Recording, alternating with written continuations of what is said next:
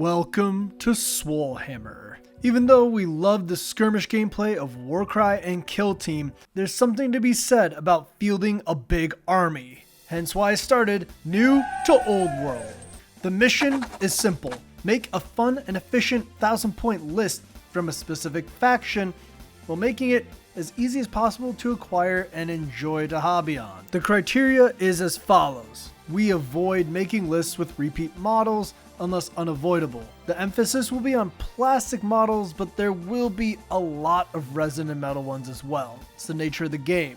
And on that note, we will use new and old versions of models for these lists, and they'll be noted in the videos as such. Multiple versions of a lot of models out there, and it's kind of negligible at this point, but it's just good to know we'll be focusing on newer ones usually. So join me as we throw some slop in the maw pot and feast with the Ogre Kingdoms. Endlessly searching the realms for meat! The Ogre Kingdoms are canonically an elite army that bring the blubber to the tabletop. One of the simpler armies to pilot rules-wise, they are a force to be reckoned with on multiple fronts. Sporting a surprising variety of units outside the expected effective melee. The Ogres rock range firepower, gore-soaked wizards, thunderous monsters, agile beasts, and Noblar hordes, allowing you to shift into any playstyle you wish. So if you're looking to belly blast opponents into their end times,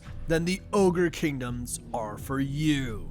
Now on to the buy list, and as you know, for my How to Start series, I like to keep it simple. So we're taking the Age of Sigmar Ogre Maw Tribe's Spearhead box. Yes, one box, one purchase, and you have over 1,000 points of Ogre Kingdoms in the old world. This box really hits that variety of units that I was talking about earlier, while also giving you a good base to shift into where you might want to focus and see the playstyle that you enjoy. While other Ogre value boxes are great starting points as well, as a reminder, for the old world, you need minimum 1 unit of Ogre Bulls, also known as Gluttons in Age of Sigmar terminology, for your list. It's required for no matter what style of list you are making. That's why I recommend this box, because it gets that quote-unquote core tax out of the way. And finally, we have the list itself. And what I really love about that Spearhead box that I mentioned in the buy list, not only does it get your Ogre Bulls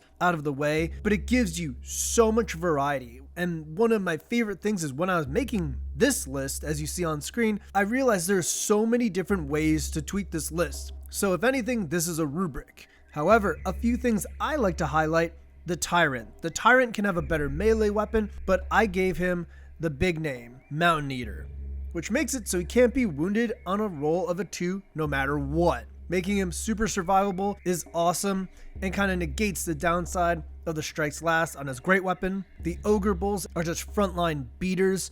Lead Belchers and Iron Blaster sit in the back and shoot at your opponent from afar with surprisingly good shots, and the Mornfang Cavalry do cavalry things, but with way more wounds to spare. And referring back to what I said earlier, I really like this list because specifically it has a low special rule count, about 4 to 5 special rules per unit, and they're the same across the board, making it very beginner friendly.